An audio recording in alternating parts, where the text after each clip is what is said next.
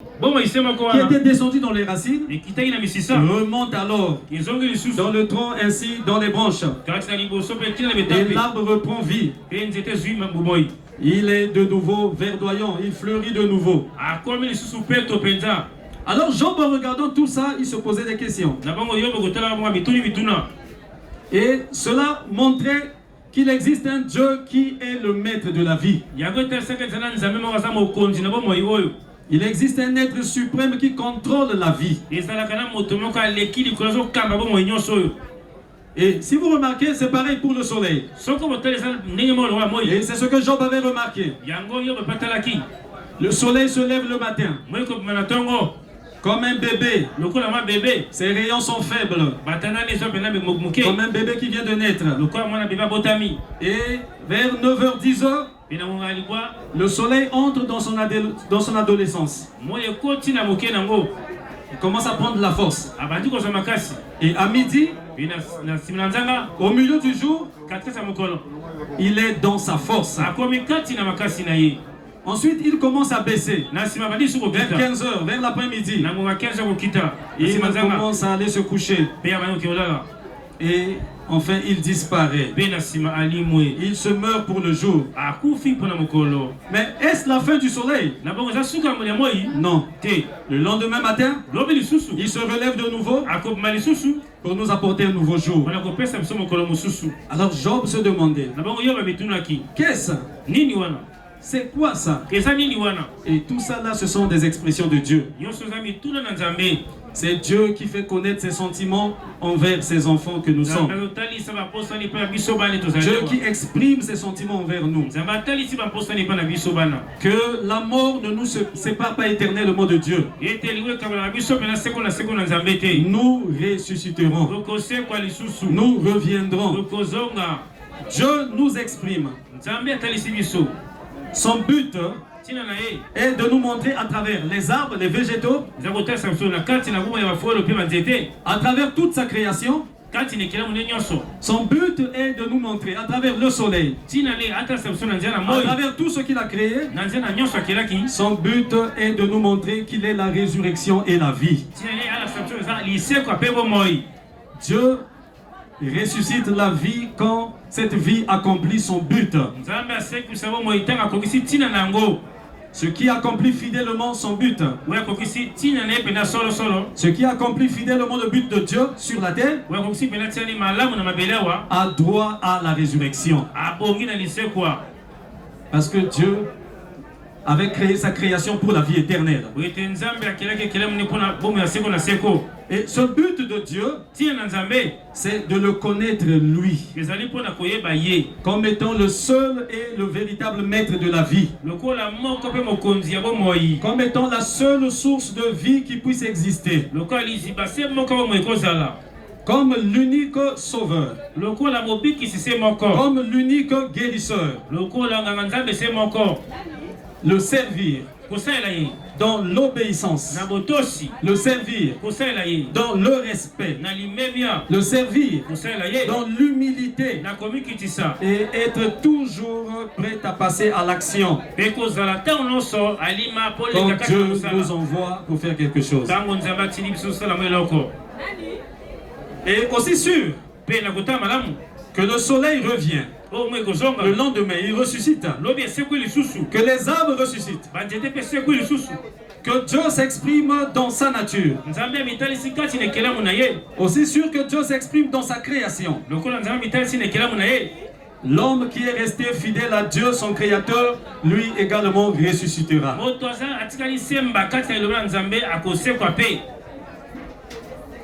Et alors un jour, arriva la plus grande expression de Dieu sur la terre. L'expression de tous les temps. L'expression parfaite de Dieu. Une expression suprême. Une expression éternelle. l'expression même de son être.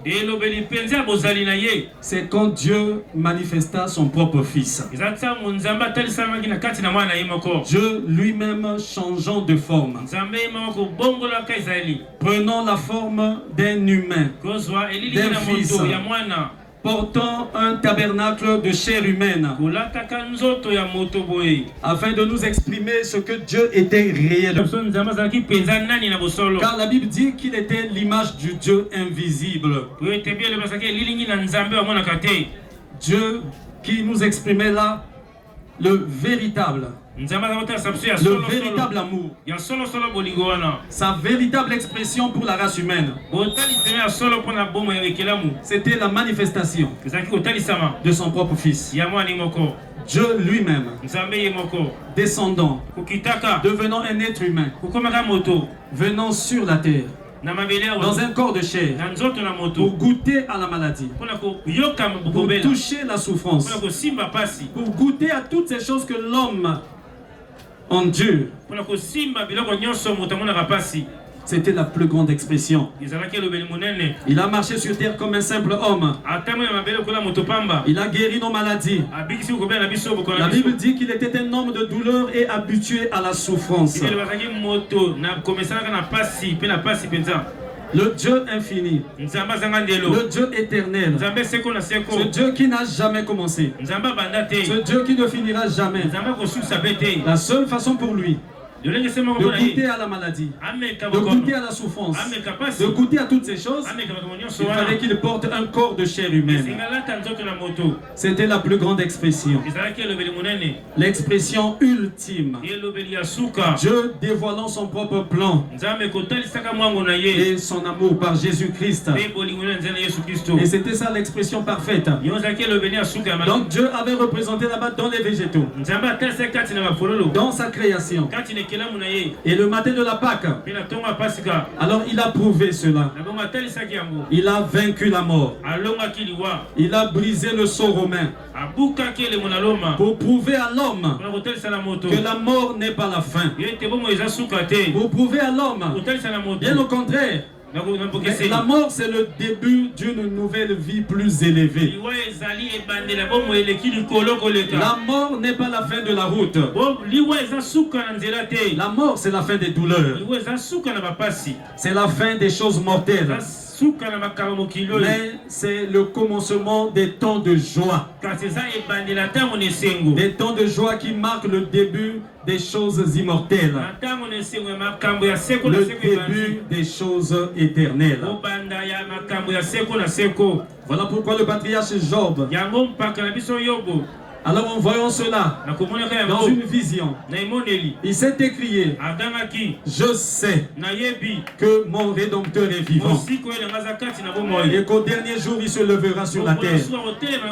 Même quand ma chair sera rongée par des vers de terre, même quand ma chair disparaîtra, mais je sais, pas je suppose, pas j'espère, non, je sais que de mes propres yeux je verrai Dieu.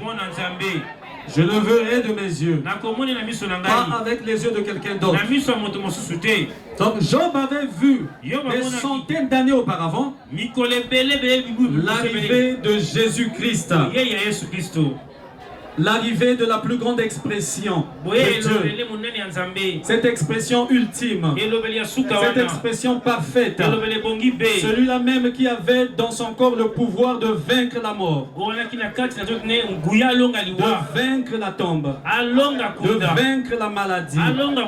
Voilà pourquoi il pouvait dire: j'ai le pouvoir en moi de donner ma vie et de la reprendre.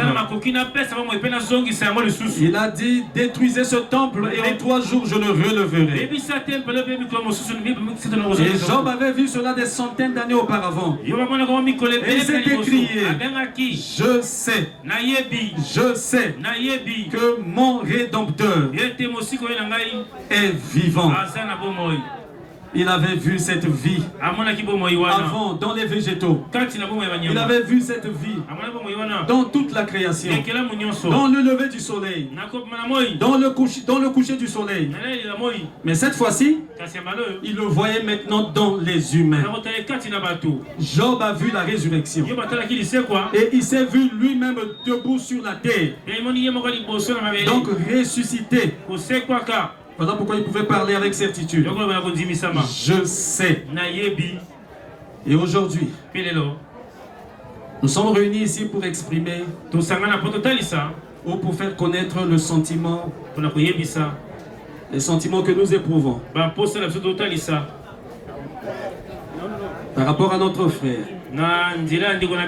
Un père pour certains, un frère pour d'autres, un grand-père pour d'autres, un oncle,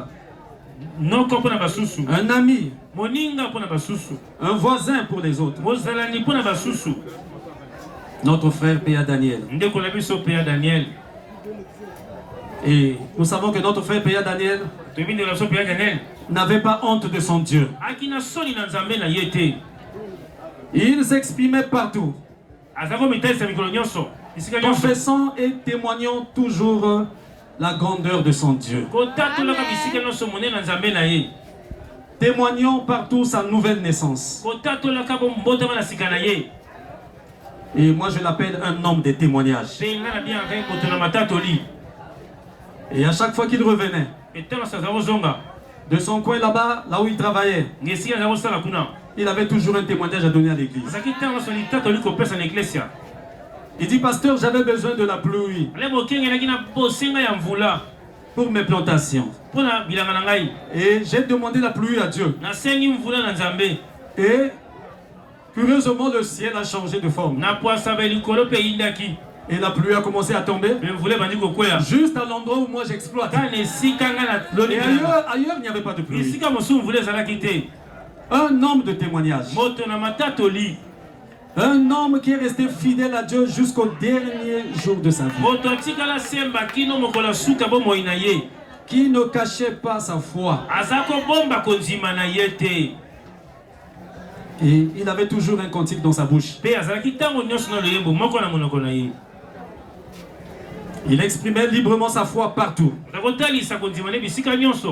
Au milieu de sa famille, au milieu de ses frères, de ses enfants, et partout où il est passé, dans toutes les églises, les églises qu'il a fréquentées ou visitées, il n'a laissé que de bons témoignages.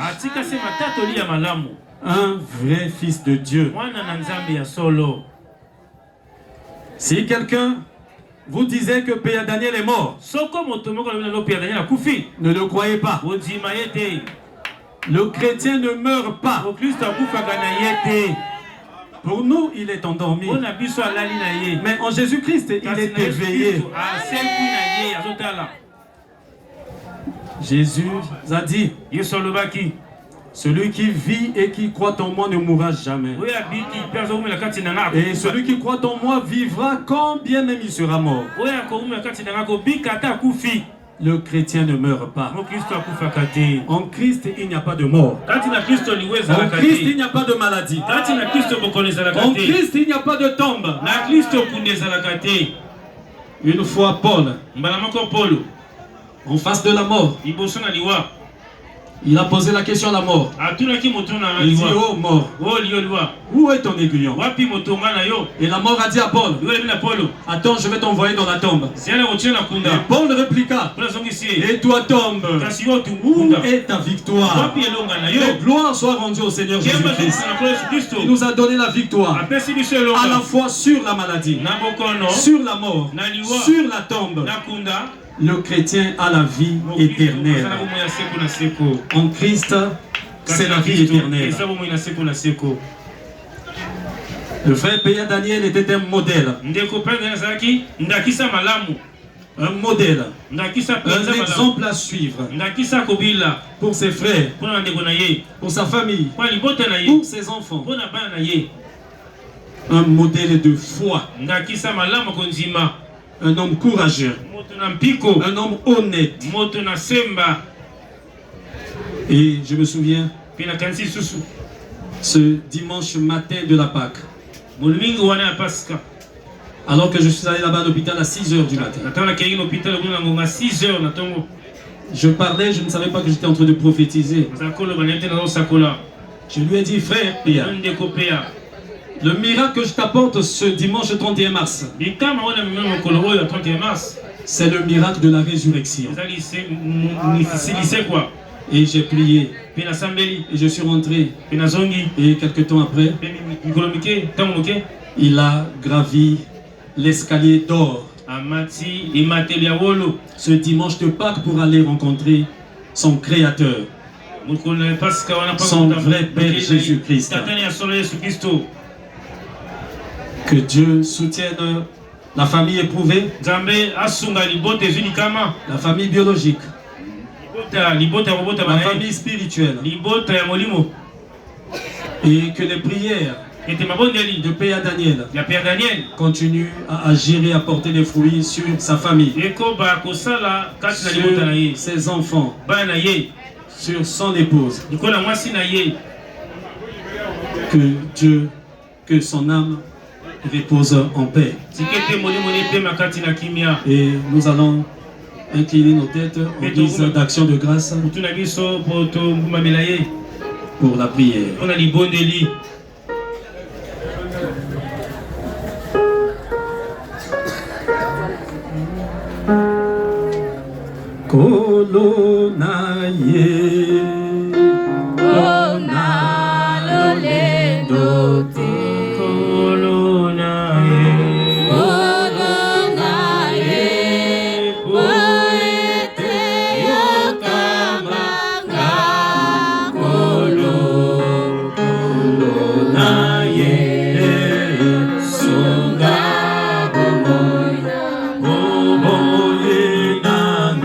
Banana yo mo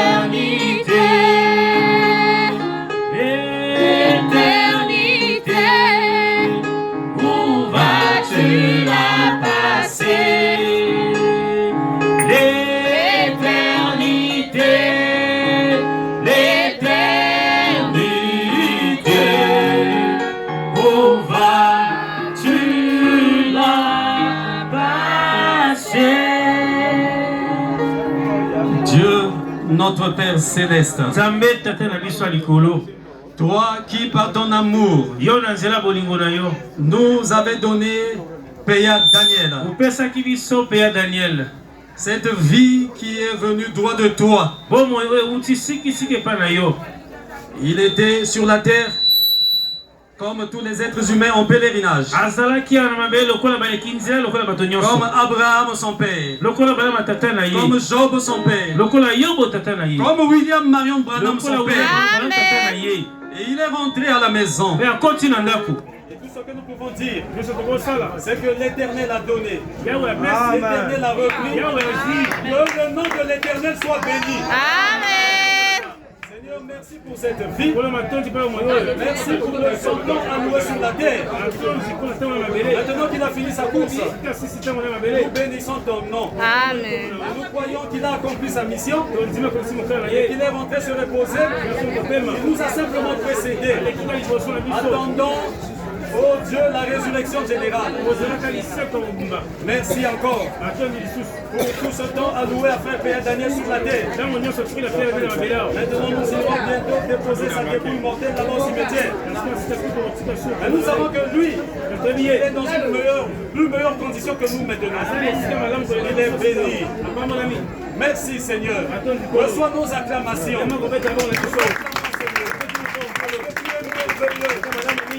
Tout ce que tu fais pour nous est bon. Que ton nom soit loué. Que ton nom soit béni. Que ton nom soit élevé. Que ton nom soit exalté.